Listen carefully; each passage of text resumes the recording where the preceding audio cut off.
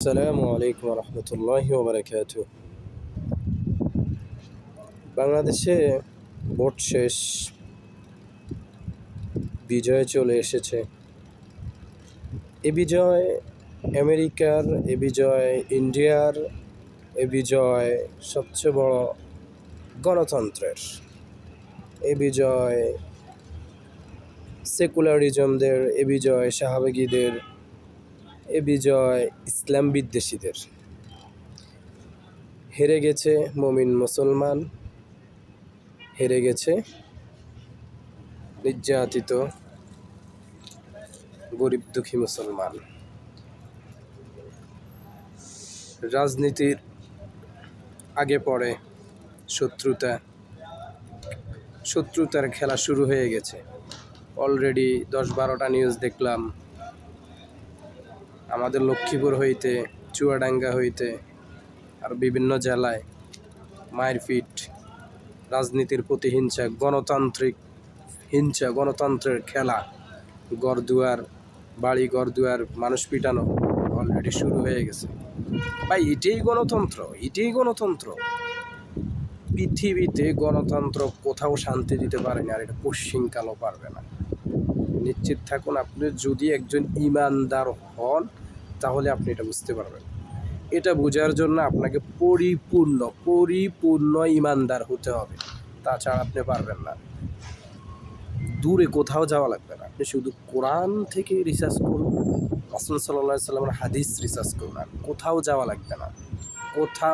লাগবে না। শান্তি যদি আপনাকে পেতেই হয়, আপনি তাওহীদের পতাকার নিচে আসুন, পরিপূর্ণ কোরআনের ছায়াতলে আসুন। এটার জন্য যদি আপনাকে জিহাদের প্রয়োজন হয়, আপনি জিহাদ করুন। রবকে যদি আপনার চিনতে হয়, রবের জন্য আপনাকে জিহাদ করতে হবে, রবের দ্বীনের জন্য জিহাদ করতে হবে। আপনি গণতন্ত্রের জন্য মাঠে যায় মারা যাবেন, আবার এটাকে বলবেন আপনি শহীদ হয়ে গেলেন। ইম্পসিবল, এত সহজ না। শহীদি মর্যাদা এত সহজ না যতটা সহজভাবে আপনারা দেখতেছেন। যারা বিপ্লবের জন্য শহীদ হয়েছে তারা শহীদের অন্তর্ভুক্ত। এটা বড় বড় আলেমগণ ফতুয়া দিয়ে দিচ্ছে, এটা আমার বলার দরকার নেই, প্রয়োজনও নেই। যে পরিস্থিতি দেখতেছি, সম্ভবত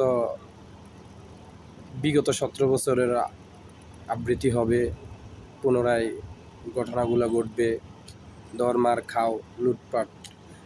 এটাই গণতন্ত্র, কোনো দলের দোষ নাই। আপনি গণতন্ত্রের সেবা করবেন, যেই আসবে সেই এটাই করবে ক্ষমতায় টিকে থাকার জন্য। আর আমেরিকা এটাই চায়, বিভক্ত করে রাখতে, মারপিট চালাইতে, বিভিন্ন হাঙ্গামা। এটাই তাদের আধিপত্য চলবেই। আপনি দেখেন না, ওই যে আফগানিস্তান কত বছর যুদ্ধ করছে, তারা এখন দিন কায়েম করছে, তারা এখন শান্তিতে বসবাস করতেছে। আপনি যদি আমেরিকার কথা শুনেন তাহলে আপনাকে তারা সব দিয়ে দিবে, এভরিথিং, নারী গাড়ি বাড়ি যা আছে সব দিয়ে দিবে।